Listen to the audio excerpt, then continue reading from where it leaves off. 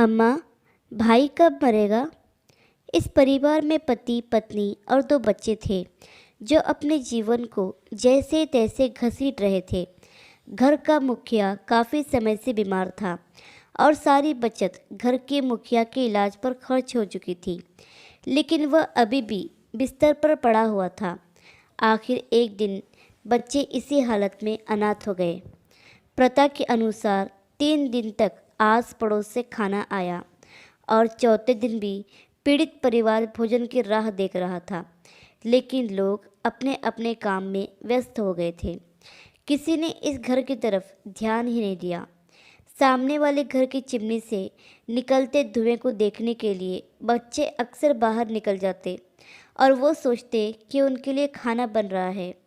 जब भी उन्हें कदमों की आवाज़ सुनाई देती तो उन्हें लगता कि कोई भोजन की थाली लेकर आ रहा है, लेकिन कोई उनके दरवाजे पर दस्तक नहीं देता।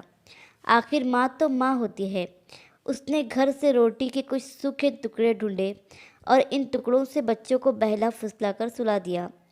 अगले दिन फिर भूख सामने थी। घर में क्या था जो बिक जाता?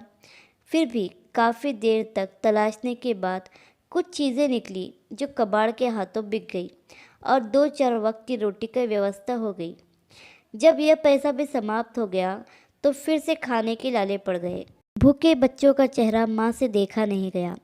7वें दिन की विधवा माँ ने अपने आप को बड़ी सी चादर में लपेटा और पड़ोस की दुकान पर जाकर खड़ी हो गई, लेकिन दुकानदार ने कुछ नहीं दिया और ऊपर से 2-4 बातें भी सुनाई और उसे खाली हाथ घर लौटना पड़ा। एक तरफ पिता के बिछड़ने का गम और ऊपर से लगातार भूख के कारण 8 साल के बेटे की हिम्मत हार गई और वो बुखार के कारण बिस्तर पर पड़ गया।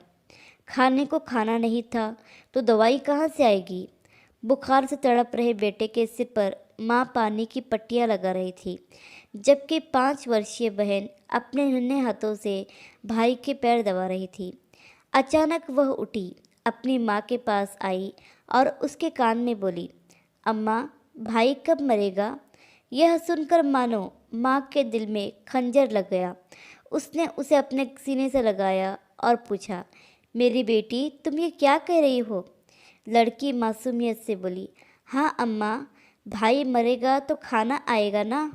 अब इस कहानी में आगे मैं कुछ नहीं बोल सकती। आप मुझे कमेंट करके बताइए कि आपको ये कहानी कैसी लगी।